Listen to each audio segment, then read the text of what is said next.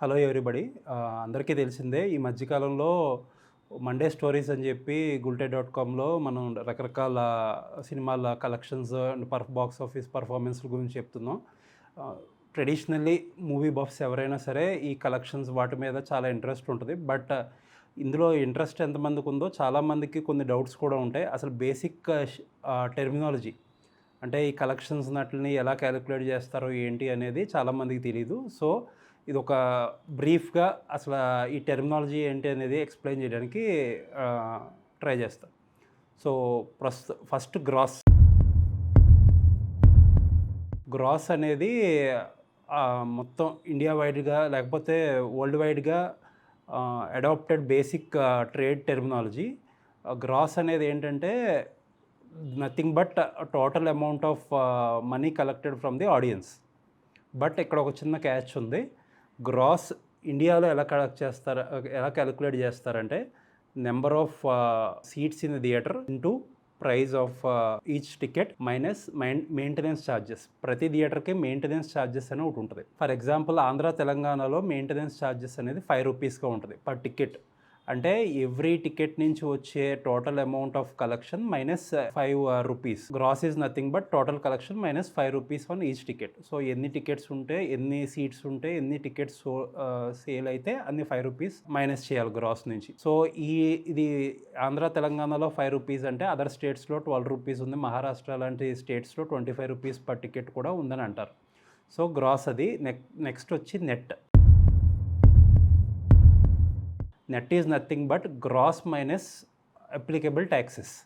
Applicable taxes అంటే nothing but ఇప్పుడు GST, ఇదివరకు ఎంటర్టైన్మెంట్ ట్యాక్స్ అని, సేల్స్ ట్యాక్స్ అని, లేకపోతే వ్యాట్ అని రకరకాల ట్యాక్సెస్ ఉండేవి. జిఎస్టీ వచ్చాక అవన్నీ కూడా అబ్జార్బ్ చేసి సింగిల్ ట్యాక్స్ జిఎస్టీ. మన రెండు తెలుగు రాష్ట్రాల్లో ఓన్లీ జిఎస్టీ ఉంది. బట్ తమిళనాడులో ఇంకా ఎంటర్టైన్మెంట్ ట్యాక్స్ ఇంకా లెవీ చేస్తుంది అక్కడ గవర్నమెంట్. ఈ జిఎస్టీ అనేది ఏంటంటే 100 రూపాయలు అండ్ అంతకంటే తక్కువ ఉండే టికెట్లకి 5% అండ్ 100 రూపాయలు అంతకంటే ఎక్కువ ఉండేది 18%. దాదాపుగా ఎక్కడో కొన్ని సి సెంటర్లో, బి సెంటర్స్లో కింద క్లాసెస్ తప్పితే మిగతా అన్ని చోట్ల కూడా ఇది ఆల్మోస్ట్ 100 రూపాయల పైనే ఉన్నాయి రెండు తెలుగు రాష్ట్రాల్లో టికెట్స్. సో నెట్ అనేది గ్రాస్ మైనస్ 18%. ఇప్పుడు మీకు నెట్ అనేది అరైవ్ అవ్వాలంటే గ్రాస్ అనేది ఏంటి, మీకు ముందుగా చెప్పినట్టే total collections obtain from the ticket sale minus 5 rupees per each ticket in minus 18% of number of the tickets sold. Okay, అది నెట్. నెక్స్ట్ వచ్చి షేర్ అనేది మన రెండు తెలుగు రాష్ట్రాల్లో హీరోల రికార్డులు కానీ లేకపోతే కలెక్షన్స్ కానీ ఎక్కువగా మాట్లాడుకోవడానికి యూజ్ చేసే టెర్మినాలజీ షేర్. బట్ ఈ విషయంలో కొద్దిగా నాకు ఎప్పటి నుంచో ఒక చిన్న ఇబ్బంది అయితే ఉంది. ఏంటంటే మనకు వచ్చే కలెక్షన్స్ అన్నీ మనం షేర్లో చెప్పుకోవడం వల్ల అవి చాలా చిన్నగా కనిపిస్తాయి.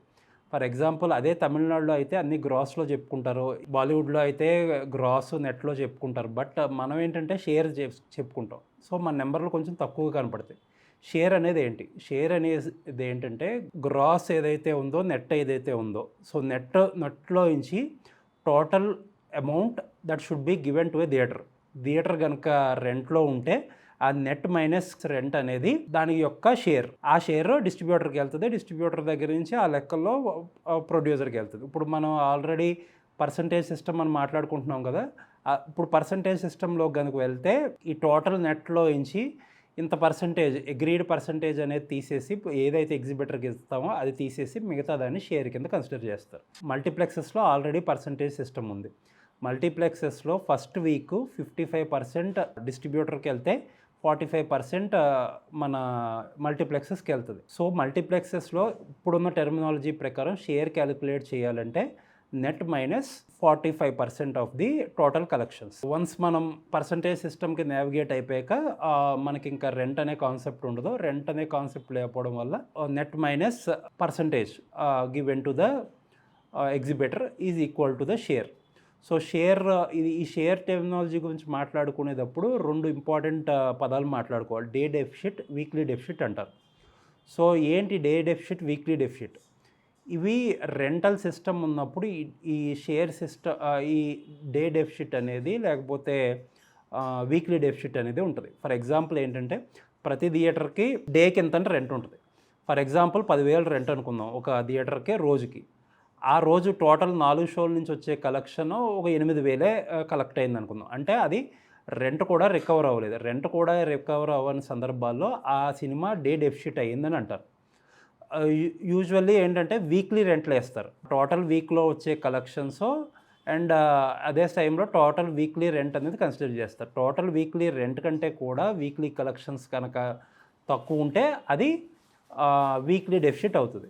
సో, డే డెఫిసిట్ ఒక సినిమా వర్కింగ్ డేస్‌లో డే డెఫిసిట్ అయ్యి వీకెండ్స్‌లో కవర్ చేయొచ్చు. ఏంటి వర్కింగ్ డేస్‌లో ఉన్న డెఫిసిట్‌ని కూడా వీకెండ్‌లో కొన్ని సినిమాలు కవర్ చేస్తాయి. అప్పుడు కొన్ని వారంలో కొన్ని రోజులు డే డెఫిసిట్ పడినా సరే వీక్లీ డెఫిసిట్ అయితే పడదు. సో, అలా కాకపోతే ఇప్పుడు వన్స్ పర్సెంటేజ్ సిస్టమ్ అనేది నావిగేట్ అయిపోయాక ఇంకా రెంటల్ అనేది లేదు కాబట్టి పర్సెంటేజ్ వస్తది కాబట్టి పర్సెంటేజ్ ఎంతవరకు అయితే ఇంకా ఈ డే డెఫిసిట్, వీక్లీ డెఫిసిట్ అనే కాన్సెప్ట్ అయితే ఉండదు. సో, ఇది మీరు బేసిక్‌గా తెలుసుకోవాల్సిన terminology grass, net, share. Next time మీరు గనక వీడియోలో కలెక్షన్స్ ఎవరన్నా చెప్పినప్పుడు ఈ టెర్మినాలజీతో అర్థం చేసుకోవడానికి ట్రై చేస్తే ఈజీగా అర్థమయ్యే పరిస్థితి ఉంటుంది. Thank you.